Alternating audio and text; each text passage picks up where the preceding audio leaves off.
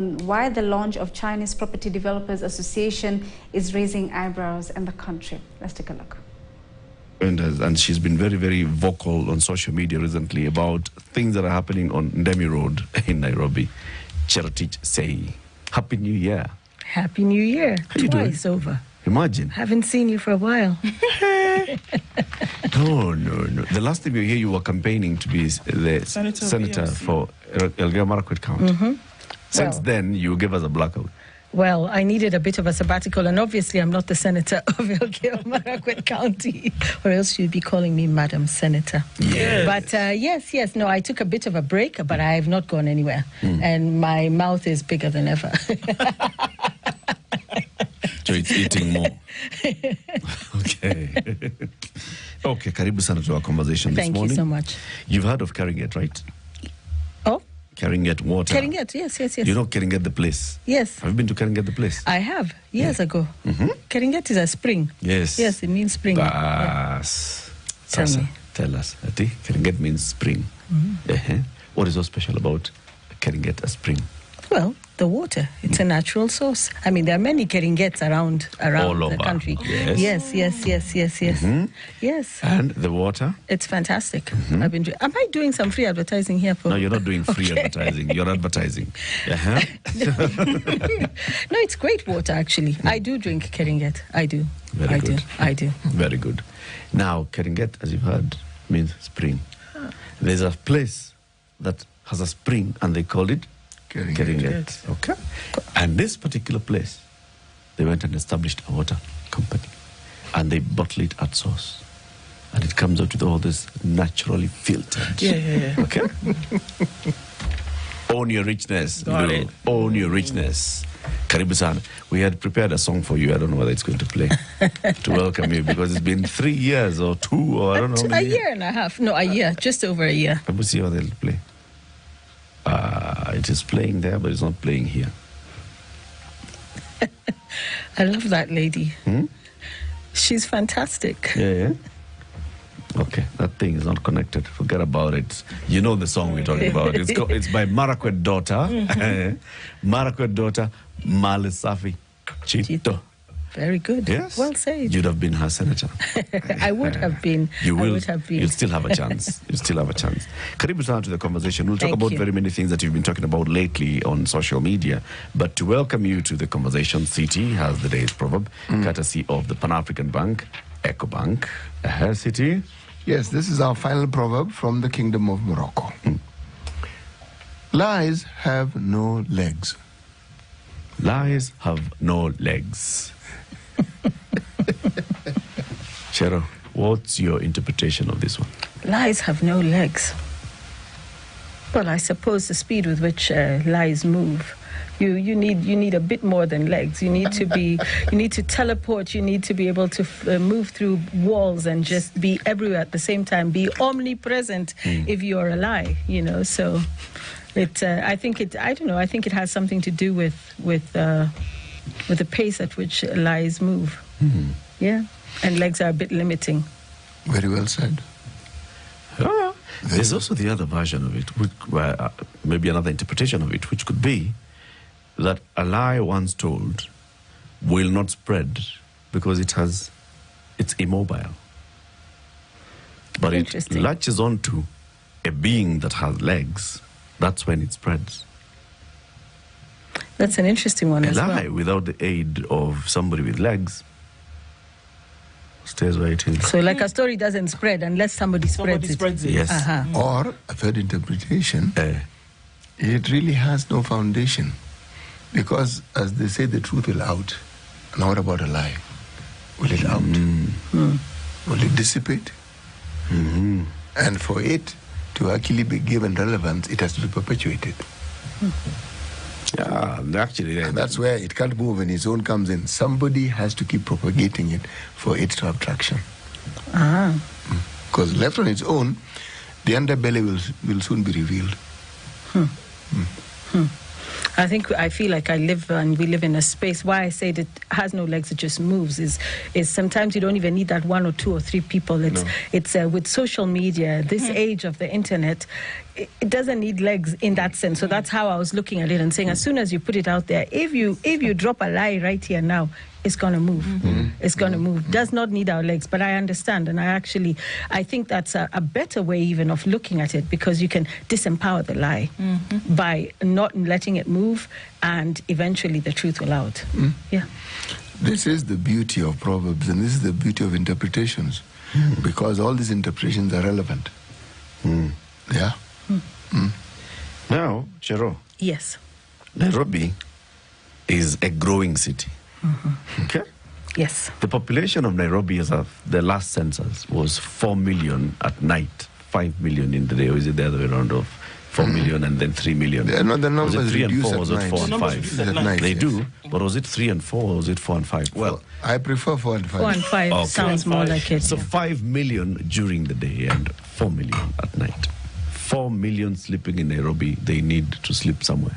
And we've been seeing a development of estates. And those that were once quiet, lush estates with lush gardens, half acre, we're still using the half acre, but then we have also now taken them upwards. The acres moved out. Yes.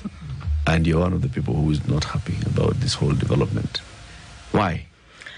Thanks so much. You know, when I was thinking about what I wanted to share today, based on the conversations that have been running amok on X, for the artist formerly known as Twitter, the artist, is it X, the artist formerly known as? Yes. Known as Twitter.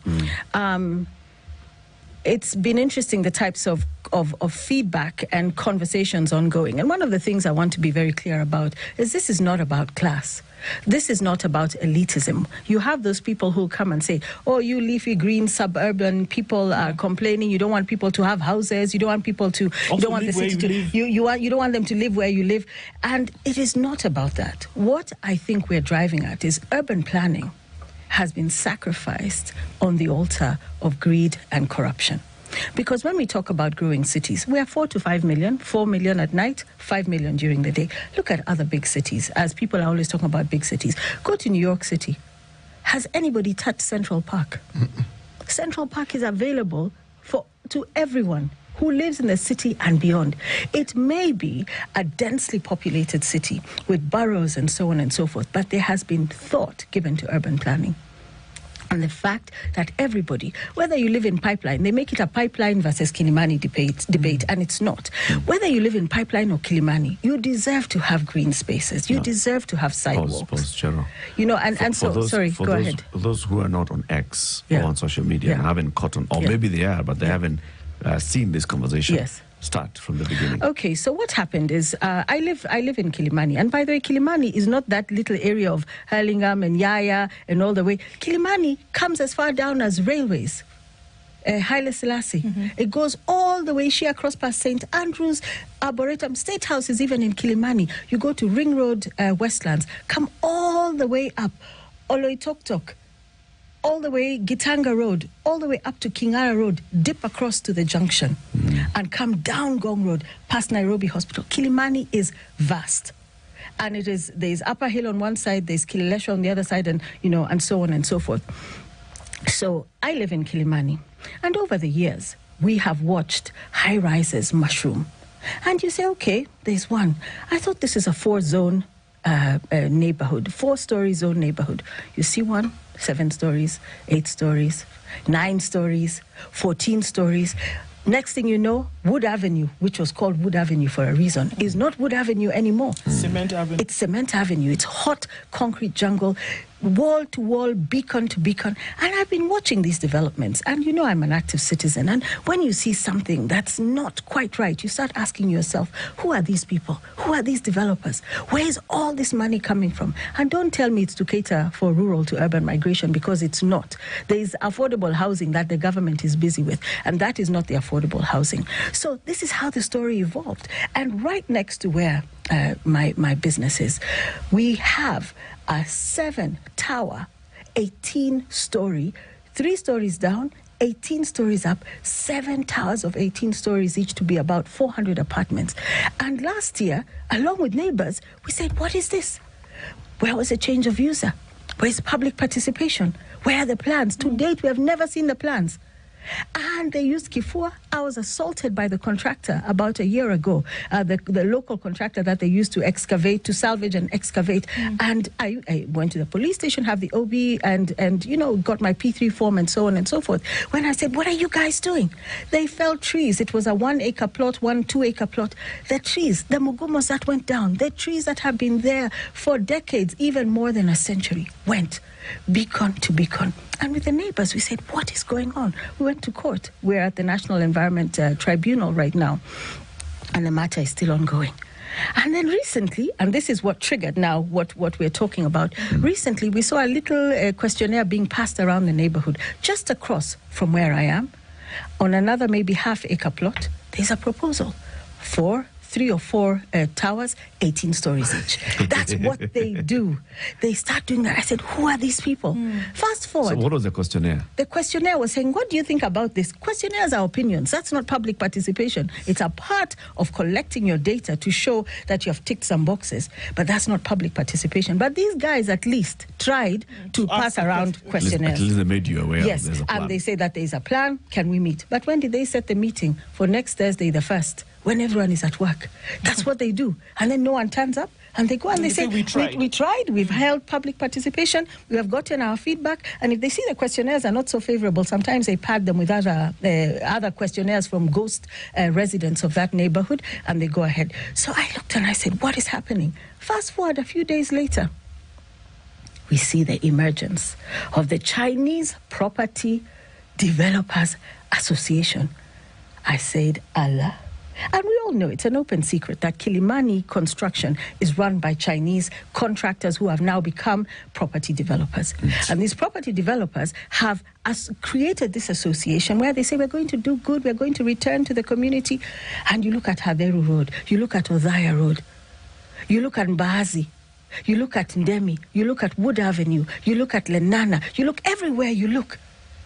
You look at Likoni Lane, which is an active crime scene as we speak, with some Alina developers. I mean, if we have time, I can take you through what happened and what is happening now, where the community is organized, they do the public participation, they push back. This is a cul-de-sac. You're not going to construct here. They send them away. Somehow, these guys end up getting permissions, all the permits that they require. And finally, after launching the association and going to visit Governor Sakaja in his office, the following day, and this is a matter of public record, I'm not making up stories, the following day, all permits were issued. And they are excavating now as we speak, and it's going to be 17 stories, I don't know how many blocks, on a small piece of land, cul-de-sac, neighbors can't drive in and out. They are going to sink a borehole right next to the river. Who does that? Let me ask you a question, Jerome. You know, it's chaos. It's chaos. Looking at how areas are planned, even with whatever, lackadaisical planning there is, that there's an allowance of certain things to be, like you said, the cap is 4 stories. Yes. And you don't dream this up. This is documented. It exists. It's a law. Yeah. It's no more regulation. than 4 stories. Yeah. So somebody in an authority in the city said, this is what it's going to be. For more than that to happen, right? For it to be 5, 6, 7, 8, 9, 10 till 17, somebody is approving it. Exactly, is approving. Who is approving and why? You see, this comes when you come to the county. It's the city planning department. Yeah, the physical planning department, and it's the development control within that physical planning department that issues the permit. You also need permits from NEMA, saying you have done your environmental impact assessment, you have talked, you have heard from the residents, they have told you this, you have incorporated their suggestions, ideas, and so on and so forth, ticked all those boxes, you have gone back to the drawing board, come back again, called. Public participation is supposed to happen 3 times. 3 times. And you have, and I said, let me speak to some architects to really understand what exactly is supposed to happen. Because you ask, it's the anatomy of corruption in this city. I asked and I said, number 1, you have to have a master plan, okay? Then you have to search. and make sure you have correct and legitimate ownership. You're not going to be in any kind of dispute. Then you go for change of use. And when you're going for change of use, you first of all establish whether you're going for low impact, middle impact, or high impact. Low impact means maybe I'm building a bungalow. And that's not really realistic anymore. If you have a half-acre piece of land, even I wouldn't build a bungalow. You try to see how to maximize the space and create more dwellings and, and so on and so forth. So you're looking more at middle and high impact, 4 stories. And once you have looked at change of use, not that tiny little notice that they stick on a gate somewhere, it has to be really big and loud. Then you look at the infrastructure. Do we have roads? Do we have sewage? Kilimani is very septic tank based. The sewage lines are not enough. And so if you don't have sewage lines, if you're using septic tanks, you need to ask, you need to push and lobby for all these things to be in place. It's not the converse. What's happening now is people are coming in, they are building beacon to beacon, which is also illegal, because you cannot do more than, according to the law, is it 35%? 35% is how you're supposed to build, and the rest should be green in this 4-zone area. Let's say we even argued 50-50.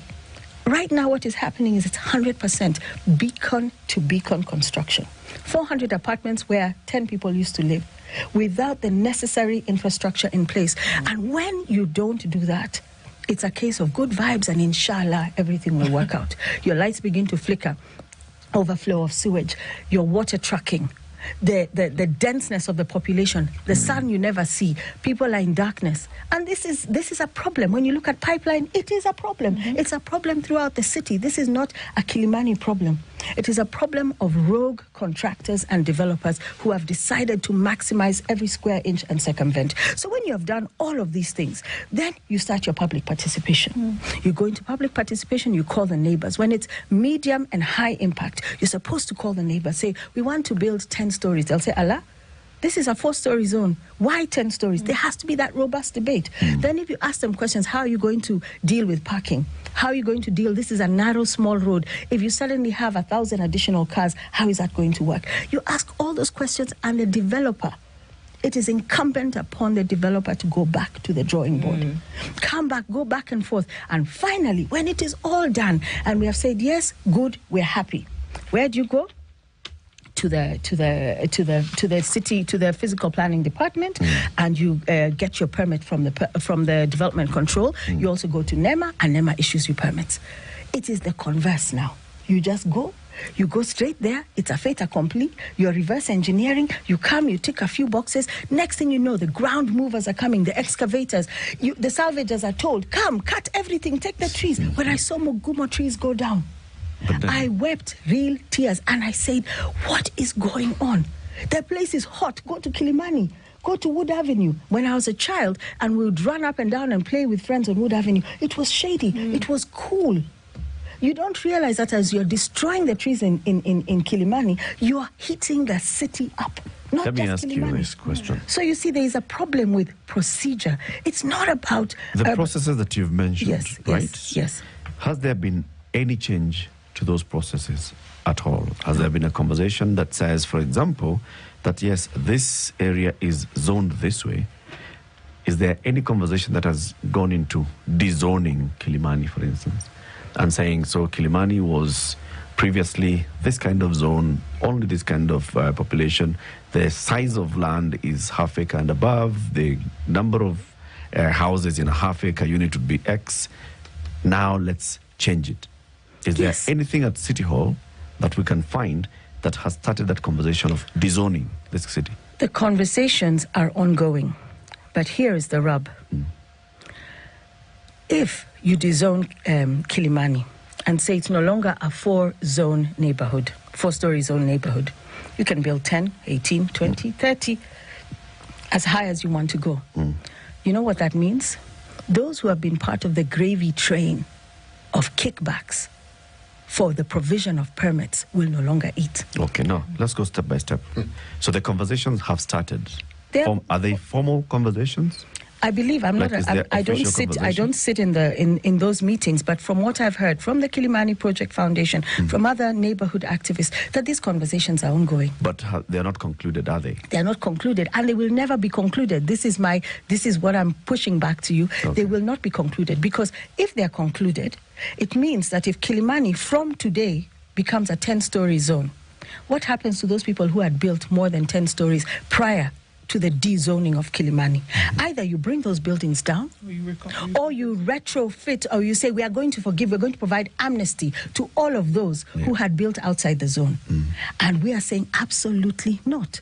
But the other thing, alleged, I always have to use alleged, because you know how I end up getting in trouble. Allegedly, every story past the fourth story costs money. And the going rate is somewhere between 3 million and 5 million. Bribe. Yes, in different places. I'm not saying one particular person puts it in their pocket, but that's the going rate, 3 to 5 million. So, back of the envelope mathematics, just for argument's sake, if next to me you have 7 towers of 18 stories each, let's not count the 3 below, let's count above ground. So from floor 5 to 18, inclusive, times 7, times 5 million. That is, before they have even blinked, that's the kind of money that disappears. And what do they call it? The cost of doing business. And actually, the purpose of being here today is to call out this Chinese Property Developers Association. Because there are a bunch of contractors, even the guys who want to build right next to me, are the same Alina Developments. All you have to do is read some of their letterheads and see these guys are one and the same. There's Oak Developments all around Kilimani. They're all these same types who have now come and laundered themselves, sanitized themselves, arrived to tell the governor, we love you, we love Nairobians. These are the people who work late into the night. They are allegedly very low-wage payers for the hustlers who go and do mjengo work there.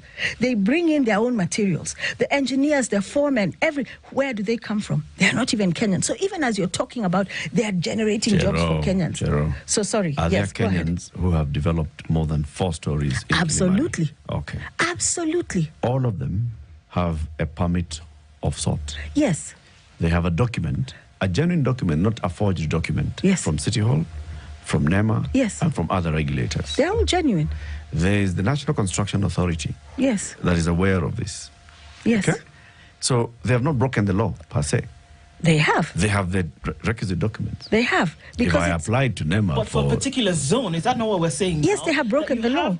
So essentially, this area has already come under a particular zone, and now it is being changed. Yes. Under what